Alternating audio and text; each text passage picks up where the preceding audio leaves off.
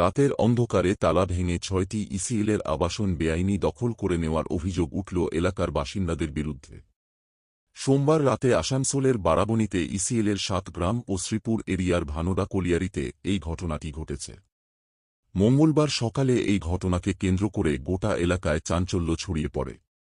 জানা গেছে, সোমবার রাতে ওই ৬টি ইসিএল আবাসনের তালা ভেঙে স্থানীয় কিছু পুরুষ ও মহিলা ঢুকে পড়ে। মঙ্গলবার সকালে এই খবর যায় ইসিএলের আধিকারিকদের কাছে। তারপর তারা তড়িঘ দিয়ে ইসিএলের এরিয়া সিকিউরিটি ও ভানোরা কলিয়ারির আধিকারিকদের এলাকায় গিয়ে ওইসব আবাসন খালি করতে বলা হয়। সেই মতো তারা ওই এলাকায় আসে। কিন্তু ইসিএলের সিকিউরিটি অফিসাররা যখন ওইসব আবাসন দখল করে নেওয়া লোকেদেরকে খালি করতে বলেন, তখন তারা নারাজ হন। ইসিএলের সিকিউরিটি অফিসাররা আবাসন এখনই খালি না করলে তাদের বিরুদ্ধে আইনগত পদক্ষেপ নেওয়ার হুঁশিয়ারি দেন। তাতে তারা আবাসন থেকে নিজেদের জিনিসপত্র বার করে নেন।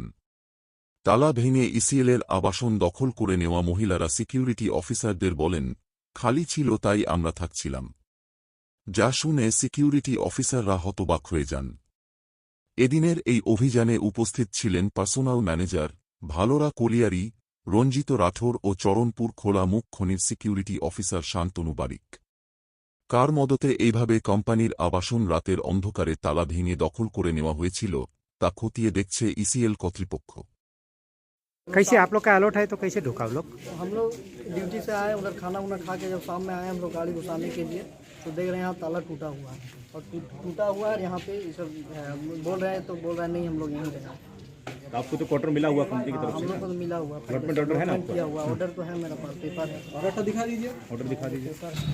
अलॉटमेंट रहते हुए बावजूद भी इलीगल से ये लोग ताला तोड़ के घुस गया, जबकि क्या इसका सामान भी अंदर पे है, मतलब ये लोग यहाँ रहता है, गाड़ी भी इसके अंदर पे रखता था, ताला भी लगा।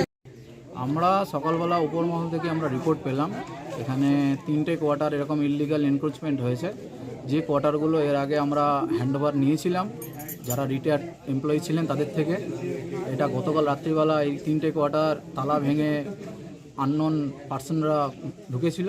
সেটা খবর পাওয়ার পর আমরা সকালবেলা আসি, আমাদের সাথে সাথে আমাদের পার্সোনাল ডিপার্টমেন্টের রণবীর রাঠোর স্যারও আসেন এবং এরিয়া সিকিউরিটি ইনচার্জ সেও আসেন। সেই টিম নিয়ে আমরা এটা একটা সংগঠিতভাবে এই অভিযান চালিয়ে এই 3টে কোয়ার্টার আমরা এখানে আসি, আসার পরে এই কোয়ার্টারগুলো খালি করার ব্যবস্থা করি এবং সেইটার কার্যবাহী এখন চলছে। খালির ব্যাপারে কি বলছে এখন যারা ঢুকেছে? তাদেরকে হচ্ছে আমরা অ্যাজ পার ল বলেছি এইগুলো কোয়ার্টারগুলো খালি করতে।